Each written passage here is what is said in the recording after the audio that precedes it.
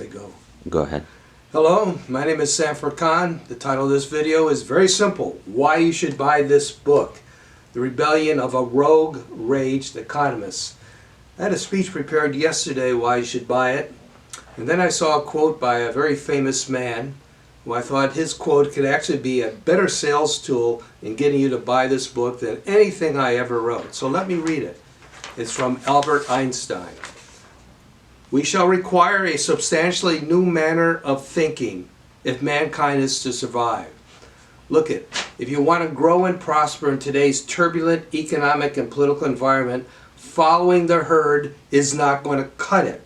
You have to go down the road less traveled. You have to think, as I say in my posts, think outside the norm, outside of conventional thinking. That's what this book is all about. Even the book is different. The book does not consist of chapters. It basically consists of 159 postings on life, the economy, politics, and even religion. It is to give you a different perspective. So what I'd like to do now is just go over in this short video, 3 of them, to just give you an idea what's in the video. Excuse me. Each of these postings could be read in the shortest one, I'd say about 10 seconds. The longest one, 2.5 minutes. If you're like me, you don't like to plow through long books with long chapters. This could be read in any order, and it'll give you a different perspective, as I said, on life, economic, politics, and even religion. Let's go over some of them. What about posting number 97? The positive mental attitude myth. Well, that's very nice. People are brainwashed that you always have to have a positive mental attitude. No, you don't have to have a positive mental attitude. I have a question for you.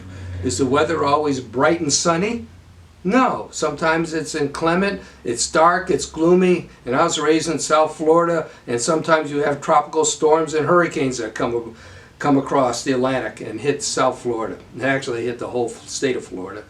Well, how could your mental attitude always be positive?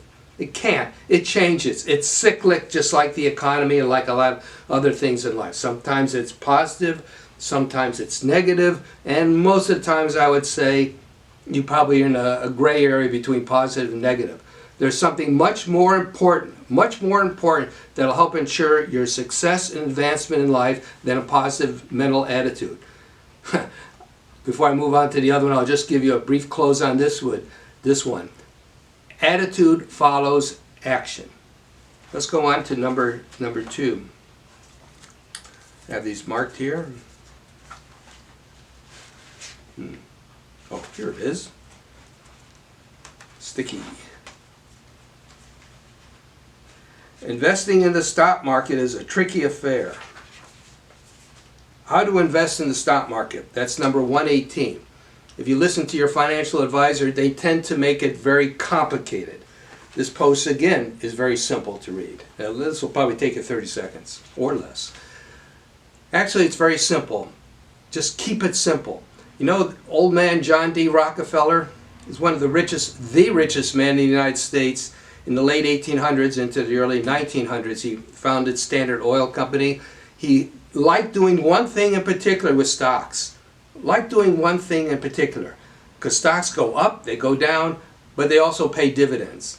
So what should you focus on? This thing, number 118, will tell you what to focus on. It's very short. With this, you do not need a financial advisor. This, along with number, let me get it here.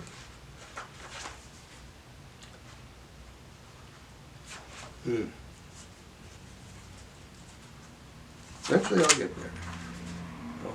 Why buy, posting number 77, why buy the dividend aristocrats?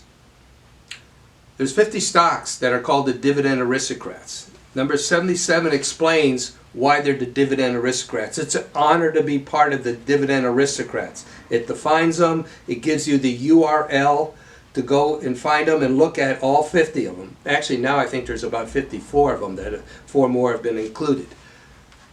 With the first post and this post, you really don't need a financial advisor to go ahead and select your stocks. This will give you a good list of companies that pay good dividends and have been around for a long time and have increased them, that you can make your own decisions where you want to go. There's a rule now that the Securities and Exchange Commission has called the fiduciary rule, where investment advisors and financial planners and all that have to act in your best interest. I don't care how many rules the government puts in place. There will always be a conflict of interest if somebody's trying to sell you a product or service, but especially a product, where they get a commission or fee from. Do your own decisions. These two posts that I just gone over will help you make your own decisions, and you'll be better off than listening to financial planners that may get you an investment that is not suitable for you. The last one, I know you don't like to listen to long videos, and neither do I. This is a rather controversial one. I said one of the things included in the book is postings on religion. If you're of a conventional mindset, institutional mindset, you may not want to read posting number 56. What is the true definition of religion? Actually, the true and correct definition of religion. I had a professor in college that said, keep it simple, stupid. The simpler the definition, the more likely it is to be correct. This is a non-institutional view of religion. It has nothing to do with institutionalization of religion. It gives you a different perspective. It'll free you from the shackles of that you have to be tied to an institutional religion to be saved or whatever. You don't have to be. Religion is personally based, not institutionally based. Read this if you want a different perspective. If you are very institutionally minded, avoid this one. Your blood pressure will go up. And believe me, it will go up. Lastly, how do you get the book? I do not sell this book. You have to go to the internet. I recommend going to Amazon.com and getting it. You could type in the title of the book, The Rebellion of a Rogue Rage Economist. Don't forget the little hyphen between rogue and rage.